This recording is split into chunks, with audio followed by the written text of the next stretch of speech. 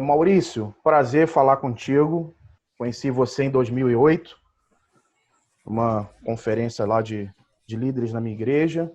Fiz o SEDEC 2009, que foi um marco na minha vida, foi muito bacana. Passei 15 dias em Curitiba aprendendo um pouco sobre transformação. E tenho um carinho muito grande por você e por sua família, né? A Aline, o Vitor, a Natália, né? Que são pessoas muito especiais. Um dos no seu livro, né, O Reino Entre Nós, foi um livro que foi muito vendido, né, Maurício? Bem aceito, né? Você tá de quantos exemplares? Mas isso é só adicional. Aí eu queria entrar dentro da temática aí do livro com algumas perguntas introdutórias, depois eu vou deixar para os colegas. O Wellington, deixa eu apresentar, né, já que o Maurício foi apresentado. O Wellington é coordenador do estágio Senan do Betel Brasileiro em Niterói. Maria Edinalva também é professora, Wellington. Maria Edinalva é diretora administrativa geral, né, do seminário em Niterói. O pastor Luiz Felipe é professor também da casa, está aqui como convidado para participar dessa live. E eu sou o pastor Márcio, né, diretor acadêmico. Eu queria, então, entrando dentro do livro, aí você pode falar aí sobre um pouco sobre o seu livro, O Reino Entre Nós, essa definição do que é o reino de Deus.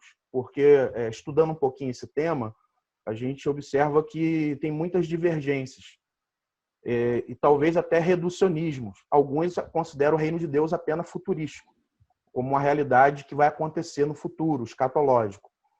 E outros entendem o reino de Deus como apenas uma realidade social, como foi o movimento do evangelho social, que o reino de Deus seria na terra. Sim, diante de tantas divergências, qual é o seu conceito? O que você trabalha, o conceito de reino de Deus? E onde você se apoia na Bíblia, em versículos ou em histórias, para você fundamentar esse conceito de reino de Deus? Obrigado, Márcio. Uma honra estar aqui falando com vocês aí, pessoal do Betel. De fato, esse tema do reino é um tema apaixonante que mudou a minha vida, a minha visão ministerial, e fui entender depois que tudo que eu faço só fazia sentido a partir de uma teologia de reino, né? Logicamente que isso tudo eu comecei a fazer, o projeto de transformação social que eu trabalho, o CAD, hoje mesmo trabalhando com políticas públicas. No começo foi muito intuitivo, né? Porque não se falava tanto sobre isso há 30 anos atrás. Mas depois, quando eu fui pesquisar e aprender, aquilo realmente sedimentou muito a minha jornada ministerial e fez toda a diferença, porque eu entendo que o reino de Deus é o assunto central ali nas Escrituras. Ele é citado inúmeras vezes, dezenas e dezenas de vezes, e foi o assunto sobre o qual Jesus mais pregou. Jesus não falou tanto de céu, por exemplo. Jesus não falou tanto da eclésia, falou muito pouco da igreja. Aí, como você falou, né, o pessoal confunde reinos só com o porvir, entende só a dimensão escatológica do reino, ou a dimensão terrena. Outros confundem o reino de Deus com a igreja. Igreja é uma coisa, reino de Deus é outra. Então, eu fui entender, fui buscar o que é reino de Deus, e como você também diz, existem divergências, e as divergências conceituais, né, elas são até bem-vindas, porque uma coisa que a gente tem que aprender na teologia, né, como a teologia ela lida com a verdade, talvez algumas vezes a gente tenha mais dificuldade, mas eu acho que a gente não precisa ser tão hermético nos conceitos. Eu acho que esses conceitos polissêmicos, diversos, eles enriquecem o debate. Não tem que ter um conceito único, né? Então, eu decidi pesquisar um pouquinho mais e lançar o primeiro livro, O Reino Entre Nós, Transformação de Comunidades pelo Evangelho Integral. Isso foi já em 2003, faz bastante tempo. O segundo livro também é O Reino de Deus e a Transformação Social, também fala do Reino de Deus como tema central. E você mencionou a questão da vendagem do livro, tanto era um tema importante que um livro muito específico, que é um livro que fala de ação social transformadora, né? Dentro de um público que não lê tanto assim, que é o público evangélico, mal lê a Bíblia, né? Quanto mais se cerca de outras literaturas, eu considero um milagre que a gente chegou aí. Eu acredito que estamos na 13ª ou 14ª edição do livro. Então, o livro que realmente foi adotado pelos seminários, o Reino Entre Nós, né? Um livro que muita gente leu e inspirou. Existem dezenas, eu posso dizer, de ministérios, de projetos que nasceram a partir da influência do livro, né?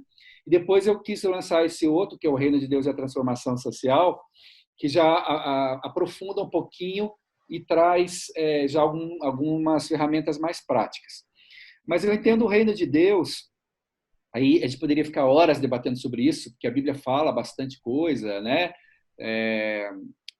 O reino de justiça, paz, alegria do Espírito Santo. Mas um conceito que eu acho que é legal, que é abrangente, simples, mas ao mesmo tempo profundo, é o que eu gosto de ensinar, né? Que o reino de Deus é aquele lugar, aquele ambiente onde Deus reina. Basicamente isso. O reino de Deus é o governo de Deus. O reino de Deus é o domínio de Deus. Então, se há um ambiente onde Deus está governando e a vontade dele está se manifestando, ali se expressa o reino. O reino de Deus é chegado a nós, ele tem uma dimensão presente e uma dimensão futura. É agora, mas ainda não. E isso Jesus deixou muito claro. Não é apenas o reino escatológico, existe uma dimensão presente, ainda que não total, ainda que não plena do reino, porque nós estamos ainda no regime da queda.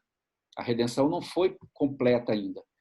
E sendo assim, como Deus é o Senhor da criação, ele criou todas as coisas, ele é o Senhor de toda a vida, esse reino, por definição, ele tem que ser oniabrangente, ele diz respeito a todas as dimensões da vida, e não apenas a almas humanas.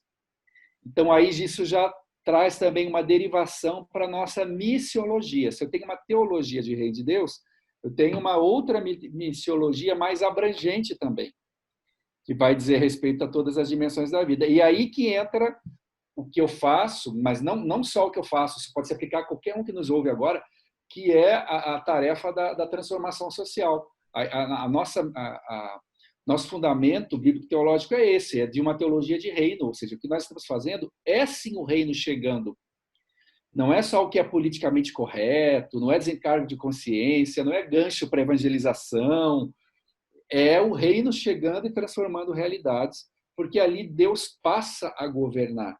E quando Deus governa, há provisão para todos, a dignidade das pessoas é restaurada, né? É feita a justiça, a reconciliação, todos os princípios que vêm do caráter, que emanam da pessoa do próprio Deus. Tá?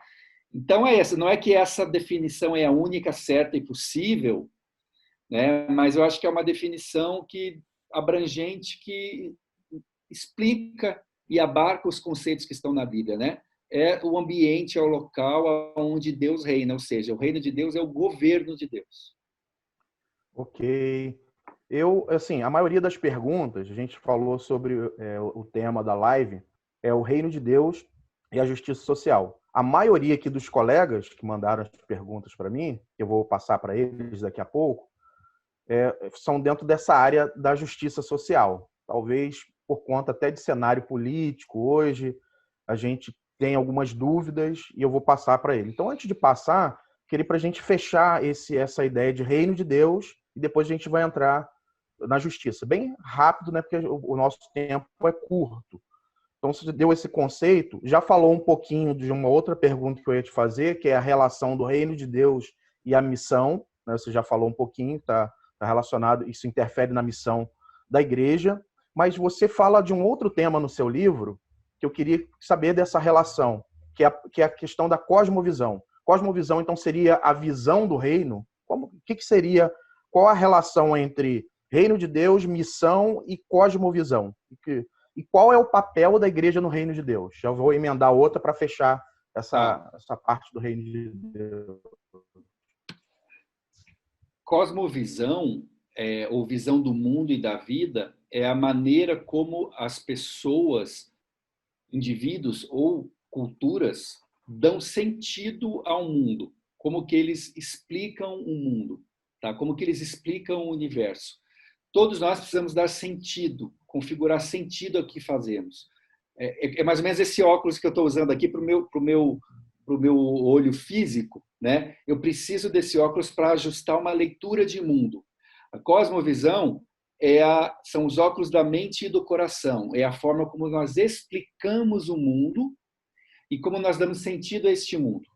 Então, ela diz respeito a todas as áreas da vida também. Cosmovisão vai explicar, por exemplo, o que é um ser humano, o valor de uma vida humana, o que é o futuro, para onde nós vamos. A cosmovisão vai abarcar questões morais, questões epistemológicas, como que a gente passa a conhecer o que é certo, o que é errado, né? E as questões metafísicas. O que é a vida humana, o que é a morte, né? Para onde que nós estamos indo, o que é uma doença é um castigo divino, o que essa pandemia aí é um castigo divino, é do diabo, é uma questão meramente científica, como que nós estamos explicando as coisas que acontecem? Porque o que nos faz humanos é essa necessidade de dar sentido ao mundo, né? Nós aguentamos o sofrimento quando ele tem um sentido. O que nós não aguentamos é o caos, que é a falta do sentido. Então, cosmovisão é isso, é o óculos que a gente usa na mente e no coração para tornar o universo inteligível. Então, existem muitas cosmovisões. A cosmovisão do reino de Deus é uma delas só, ou a cosmovisão cristã, vou usar esse termo, né? Alguns vão dizer, existem várias cosmovisões cristãs, é fato, né? Mas existem alguns valores fundamentais e fundantes das Escrituras que moldam a maneira do cristão enxergar.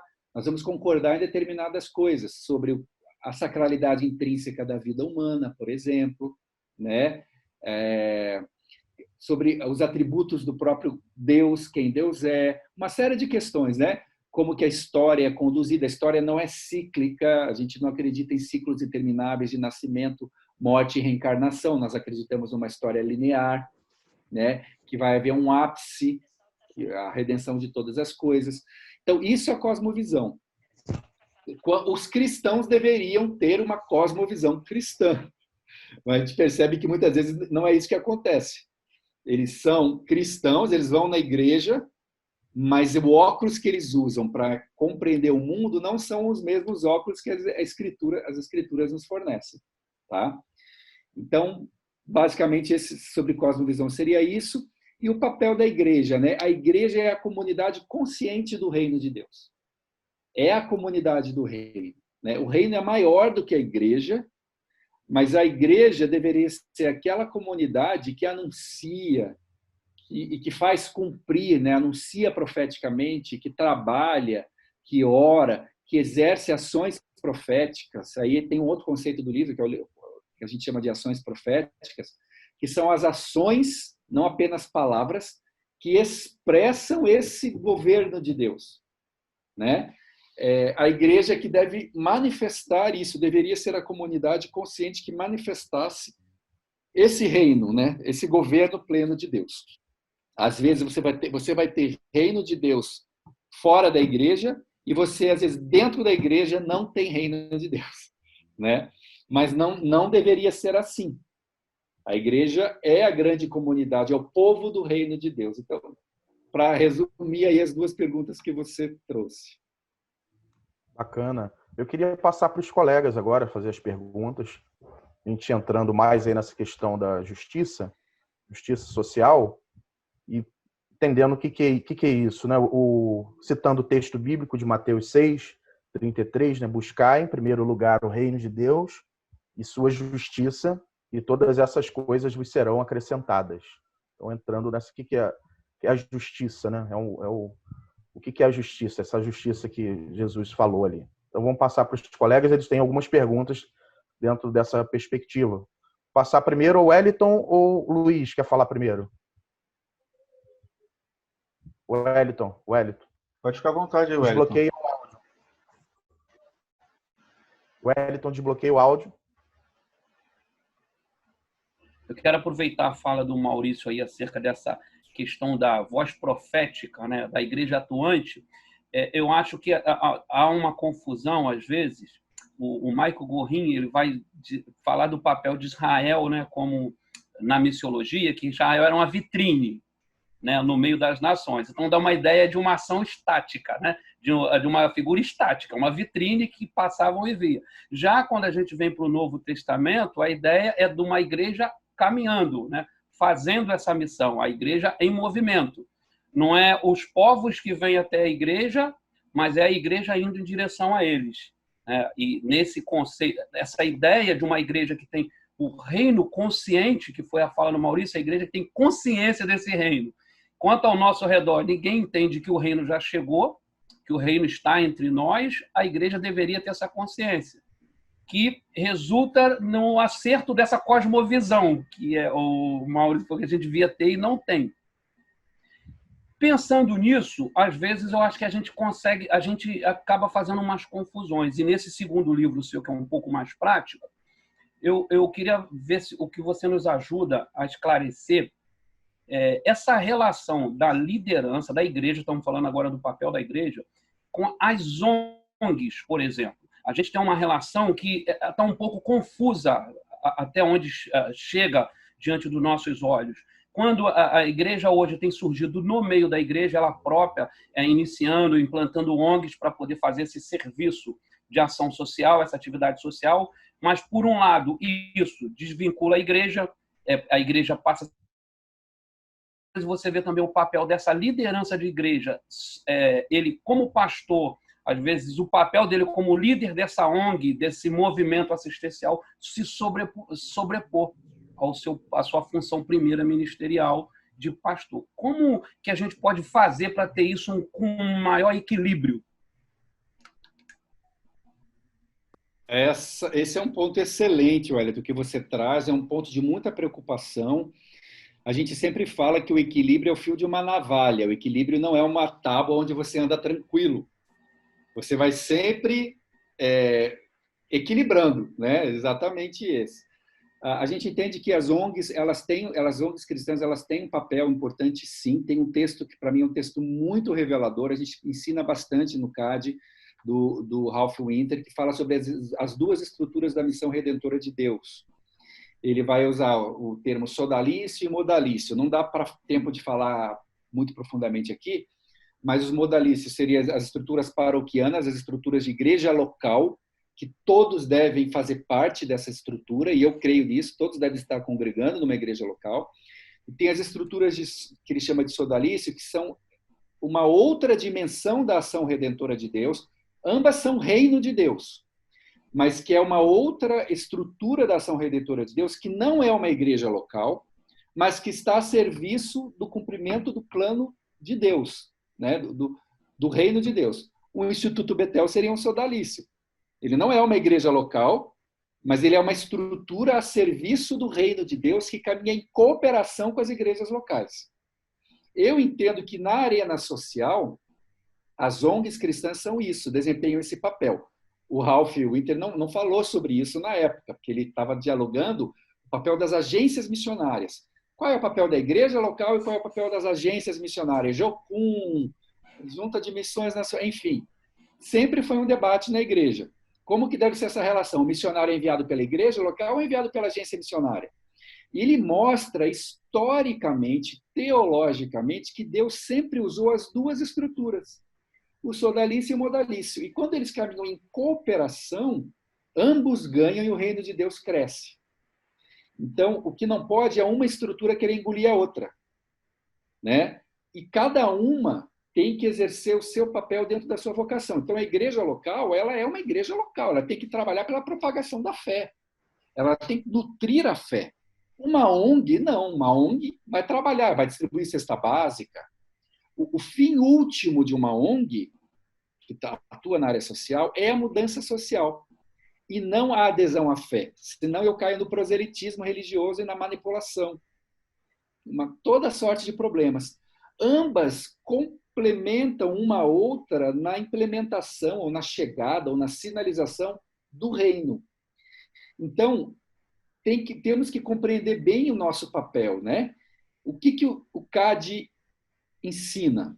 25 anos de trabalho a gente completou agora no ano passado, e não é que é a única receita, não é que é a única certa, mas a gente entende que o mais saudável é estruturas de modalista, estruturas de sodalista, ou seja, as igrejas locais e as ONGs trabalhando harmoniosamente, organicamente ligadas, não juridicamente ligadas, porque uma igreja não, uma ONG não pode fazer o que uma igreja faz e uma igreja não pode fazer o que a ONG faz institucionalmente, tá? Elas trabalham organicamente ligadas, porque o reino de Deus é assim, ele é relacional, né? E com equilíbrio, porque o risco é cair nisso que você mencionou, eu entendi que você abordou isso, que são ONGs ou obras sociais que se secularizam. E aí esquecem o devocional, o ensino da palavra, vira só o social, né? Então, o segredo está nessa organicidade, tá? Nas igrejas locais e nas ONGs trabalharem juntas, né? Não necessariamente toda igreja precisa abrir uma ONG para fazer o social, mas se ela quiser fazer um trabalho de qualidade, acessar recursos do empresariado, eventualmente até recurso público, vai ter que ser uma ONG, não pode ser a igreja local fazendo isso, porque a igreja local tem um outro fim último. Estou falando de natureza última das instituições e dos organismos. A igreja não existe para gerar só mudança social. Uma igreja não é um sindicato, a igreja existe para nutrir a fé, para que haja adesão à fé. É outra natureza última. Então não pode ter confusão nisso. Agora, para que o reino se manifeste na sua plenitude, tem que haver harmonia entre esses diferentes chamados. Não sei se eu me fiz claro. Hoje, na direção do Betel, trabalhei já aqui no Rio, em outro seminário, e a Duvalina sempre bate naquela tecla que tem que diferenciar a igreja Betel, porque hoje o Betel brasileiro tem muitas igrejas nos sertões, lá no Nordeste, tem que diferenciar a denominação do seminário, porque se a gente abre um polo numa igreja, pode parecer que é uma igreja, né? E às vezes eu ficava, poxa, mas por que? Se o Betel me alcançou, né? Se eu fui alcançada pelo Betel brasileiro, né? Aos 13 anos eu ouvi falar de Jesus pela primeira vez através do trabalho dos seminaristas, mas hoje eu defino, consigo definir perfeitamente igreja, missão, ONGs, né? Trabalhos sociais. Mas tem uma pergunta, não sei se haverá tempo, quais os princípios, na sua vasta concepção, experiência de reino, quais os princípios que a igreja precisa nortear para fazer esse equilíbrio de papel da igreja, da missão, da ONG? O que a gente precisa compreender nessa história toda? Muito legal, obrigado, viu? Seu testemunho ilustra muito bem o que a gente passa, que a gente passou também no próprio CAD, que é uma organização onde também muitas pessoas acabaram se convertendo nela, e eu acho que esse princípio do modalista, do sodalista, traz bastante clareza, sem querer gerar aqui uma nova dicotomia, mas ao definir mesmo claramente os chamados, os diferentes chamados vocacionais, ele traz clareza e evita algumas confusões que acontecem, né? A gente, no livro, também menciona alguns desses princípios, né, que é a sua pergunta, desse equilíbrio, como manter esse equilíbrio, né? Então, como que a gente conseguiu... Eu cito muito a minha experiência, em 25 anos trabalhando com o social, tendo que mexer com verba pública, tendo que dialogar com atores políticos, enfim, como que a gente conseguiu manter a nossa vocação, o nosso caráter confessional, né? E aí é aquele princípio do equilíbrio, do ora e labora, né? De manter os nossos altares ali, a nossa vida com Deus, né? A oração, a devocionalidade, o ensino da palavra. Então, a gente tem lá a nossa equipe, por exemplo, tem assistente social, tem psicólogo, tem educador, mas tem o culto semanal ou culto mensal de obreiros. A gente usa, no caso, o termo obreiro, que é uma ONG, assim. Manter esse equilíbrio entre vida de oração e buscar de Deus a direção, mas, ao mesmo tempo, buscar tecnologias sociais, entender de legislação, porque alguns dos projetos sociais baseados na igreja são muito ruins tecnicamente, né? Não tem embasamento legal, não usam as ferramentas que precisam ser usadas de planejamento, de captação de recursos, a coisa é feita, é mal feita.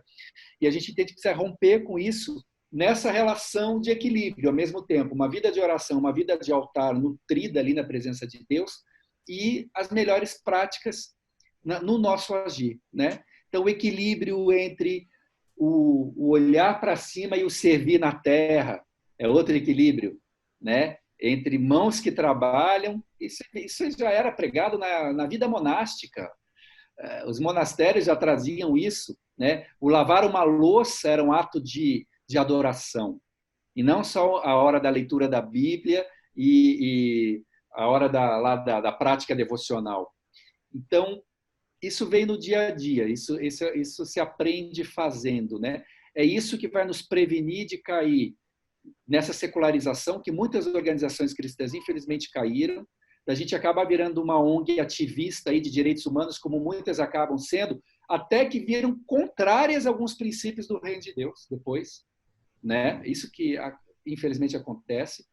E essa questão da justiça social, que eu vou precisar, infelizmente, sair, deixa eu explicar para os irmãos. Hoje, nós estamos na semana de comemoração, não, de combate, de erradicação do trabalho infantil, tá? Ainda temos no Brasil 2.400.000 crianças sendo exploradas no seu trabalho, com menos de 14 anos. Então, hoje, agora, exatamente daqui a 5 minutos, começa um evento sobre isso. Eu preciso estar lá, tá bom? Mas, assim, para resumir, porque eu não queria sair sem deixar esse recado, que você abordou o tema da justiça, Márcio. Justiça social é um termo da teologia cristã. Não é um termo da ideologia política. Quem primeiro usou o termo justiça, sim, a ideia de justiça comum, Tomás de Aquino, baseado na Bíblia, no conceito hebraico de tzedaká, que é a palavra hebraica para justiça, que vem lá do Antigo Testamento. Em Israel haveria justiça, o trono de Deus é o trono da justiça e da misericórdia. E no século XIX, um sacerdote cristão, um padre chamado D'Azeglio, cunhou o termo justiça social, que é justamente esses princípios do reino de Deus, o tzedaká de Deus, ou tzedek, aplicado na arena social. No decorrer dos anos, com a tendência da igreja de se recolher da sua vocação social, da sua militância, da sua atuação na sociedade, para uma ação restritiva apenas às disciplinas espirituais, o que houve? O Estado cresceu e se apropriou de um conceito que é um conceito da teologia cristã. Então, hoje falou justiça social é um termo de ideologia de esquerda, preferencialmente ainda, né? Quando, na verdade, quem deveria ser o guardião da justiça social, o termo original, deveria ser a igreja. E ela não deveria se abster do seu papel. Não a justiça social do politicamente correto que a gente vê hoje. A justiça social mais profunda, baseada na ideia de imago Dei, que é ontológica. É lá na criação de todas as coisas, quando Deus criou o homem à sua imagem e semelhança. Homem e mulher os criou, à sua imagem os criou. Nada pode ser mais, não pode haver um fundamento mais poderoso para a justiça social do que o fundamento cristão, que é a imago Dei, que é toda a vida humana tem dignidade intrínseca porque foi criada à imagem e semelhança do Criador.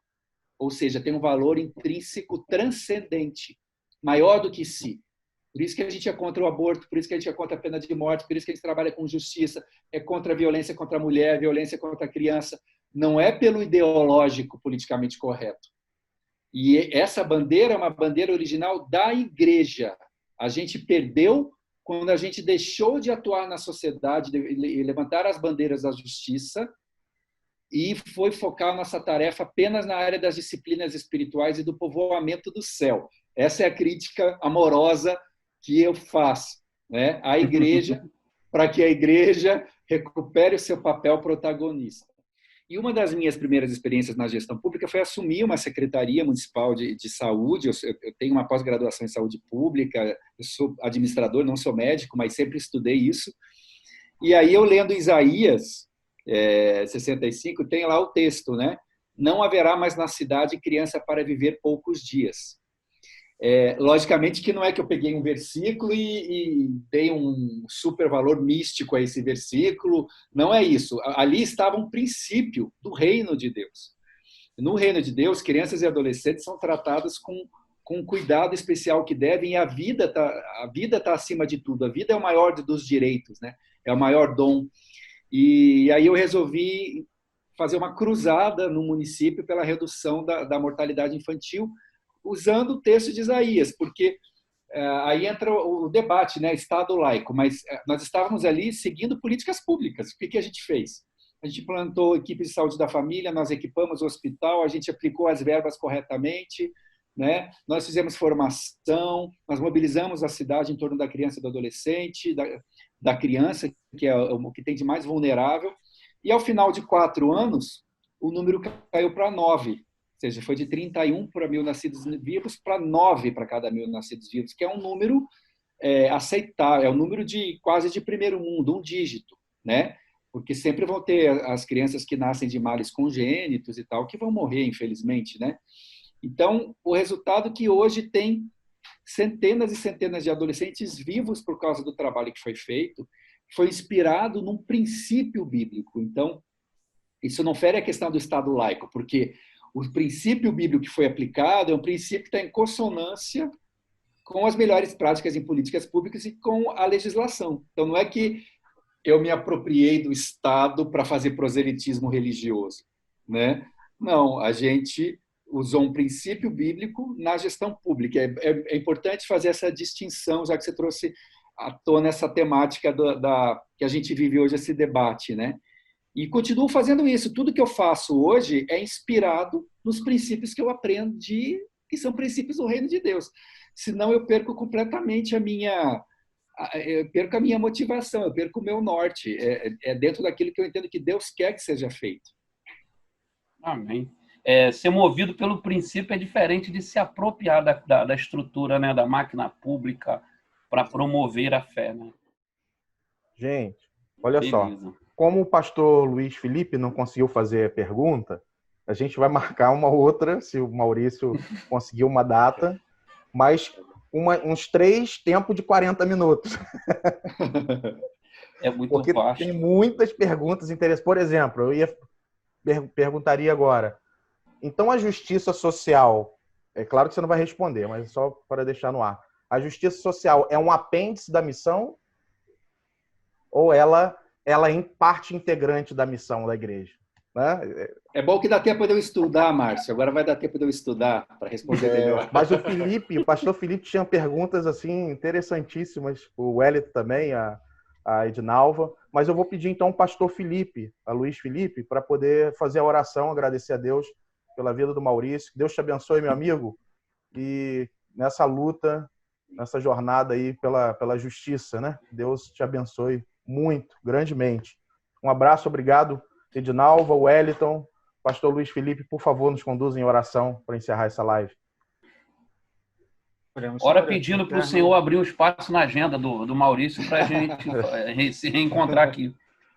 Senhor eterno, nós te agradecemos por esse tempo, Pai, maravilhoso que tivemos com teu filho, conversando, dialogando acerca de coisas relativas ao seu reino. Que o Senhor possa abençoar a sua vida, a sua família, o seu ministério, a sua vida profissional.